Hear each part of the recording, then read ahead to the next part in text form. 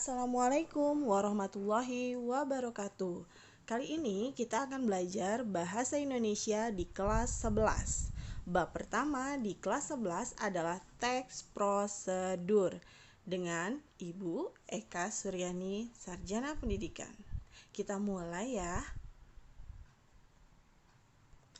Bab 1 ini berisi prosedur dalam revolusi industri. Ada 5 bagian ya. Yang pertama, pengertian dan ciri-ciri teks prosedur. Yang kedua, instruksi informasi dalam teks prosedur. Yang ketiga, rancangan teks prosedur. Keempat, struktur dan kebahasaan teks prosedur. Kelima, pengembangan dan presentasi teks prosedur. Pengertian dan ciri-ciri teks prosedur. Pengertian teks prosedur. Teks prosedur menunjukkan dan menjelaskan proses membuat atau mengoperasikan sesuatu. Teks prosedur berisi langkah-langkah yang harus dilakukan agar suatu tindakan dapat terlaksana dengan baik. Teks prosedur dalam industri berperan sebagai acuan bagi seseorang dalam melakukan sesuatu secara bertahap dan tepat sasaran. Ciri-ciri teks prosedur. A. Berisi langkah-langkah. B. Disusun secara informatif. C. Dijelaskan secara terperinci. D. Bersifat objektif. E. Menggunakan syarat atau pilihan. F. Kalimatnya jelas, logis, masuk akal ya, dan singkat. B. Instruksi informasi dalam teks prosedur. Ada 2 ya. Pertama, penyusunan informasi teks prosedur. Yang kedua, pedoman dalam menyusun teks prosedur. Penyusunan informasi teks prosedur terbagi menjadi 4. Yang pertama, menentukan topik prosedur yang akan disusun. Ingat topiknya ya. Yang kedua, mengumpulkan sumber informasi. Jadi cari berbagai sumber informasi. Ketiga, mengembangkan informasi ke dalam langkah-langkah yang saling berkaitan. Keempat, menyusun teks prosedur secara utuh. Pedoman dalam menyusun teks prosedur. Yang pertama, gunakan kata-kata atau kalimat yang sesuai dengan karakteristik teks prosedur. Kedua, pastikan instruksi-instruksi atau langkah-langkah yang Anda berikan cukup jelas untuk dimengerti pembaca. Ketiga, sesuaikan bahasa yang Anda gunakan dengan calon pembaca. Keempat, urutkan instruksi secara sistematis agar seragam. Rancangan teks prosedur. Teks prosedur dirancang sedemikian rupa agar mengandung pernyataan umum dan langkah-langkah. Pernyataan umum dalam teks prosedur terdapat pada paragraf pertama. Sementara itu, paragraf berikutnya berupa langkah-langkah. Dalam bidang industri, prosedur perlu dipresentasikan agar pekerja mengetahui langkah-langkah yang tepat dalam bekerja.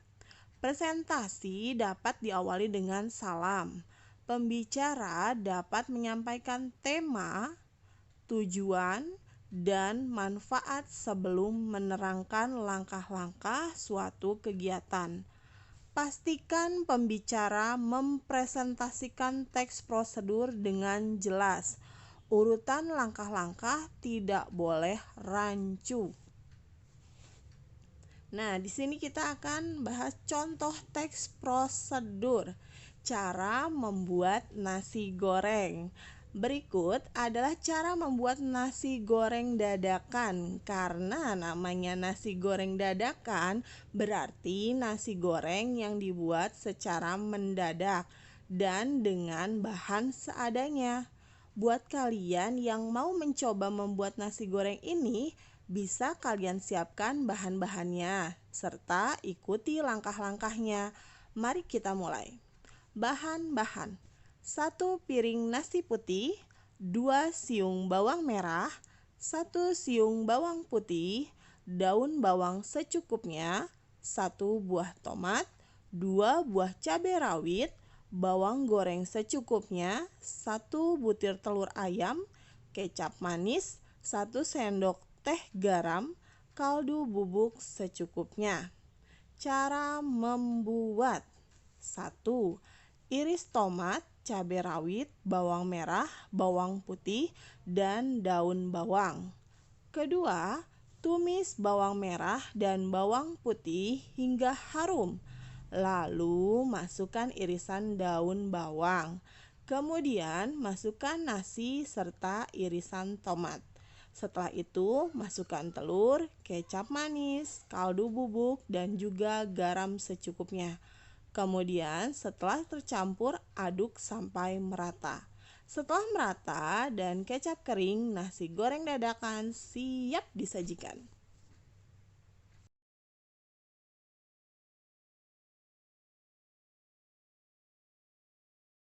Struktur dan kebahasaan teks prosedur. Ada struktur dan kebahasaan. Struktur teks prosedur terbagi menjadi 2. Yang pertama, tujuan. Yang kedua, langkah-langkah. Kebahasaan teks prosedur. 1. Penanda wacana. Penanda wacana adalah perkataan atau rangkaian perkataan yang berfungsi merangkai pernyataan untuk melanjutkan suatu pernyataan selanjutnya. Penanda wacana dalam kalimat ditandai oleh kata pertama, lalu, setelah itu, kemudian, selanjutnya, dan akhirnya. Kata ganti pronomina yang kedua. Kata ganti pronomina adalah kata yang digunakan untuk menggantikan benda dan menamai seseorang atau sesuatu secara tidak langsung. Misalnya, ia, nya, mereka, kita, dan kami. Yang ketiga yaitu konjungsi. Konjungsi juga disebut kata sambung atau kata penghubung. Konjungsi merupakan kata yang bertugas untuk menghubungkan dua klausa atau lebih. Penggunaan konjungsi yang menyatakan syarat terdapat pada teks prosedur. Kalimat imperatif, deklaratif, dan interrogatif dalam teks prosedur. Kalimat imperatif adalah kalimat yang mengandung perintah. Contohnya, pergi dari sini, memerintahkan untuk segera pergi dari sini. Kalimat deklaratif adalah kalimat yang berisi pernyataan. Contohnya, ayah dan ibuku pergi dari Surabaya pagi tadi. Menyatakan ayah dan ibuku pergi dari Surabaya pagi tadi. Ketiga, kalimat interrogatif adalah kalimat yang berisi pertanyaan. Contohnya, kapankah ayah dan ibumu pulang dari Surabaya? Menanyakan ayah dan ibunya kapan pulang dari Surabaya. Kemudian konjungsi. Konjungsi juga disebut kata sambung atau kata penghubung. Konjungsi merupakan kata yang bertugas untuk menghubungkan dua klausa atau lebih. Penggunaan konjungsi yang menyatakan syarat terdapat pada teks prosedur. Pengembangan dan presentasi teks prosedur. Dalam mengembangkan teks prosedur harus diperhatikan isi, struktur, dan kebahasaan. Saat memberikan presentasi, usahakan untuk menyampaikan dengan jelas dan sesuai dengan teks prosedur.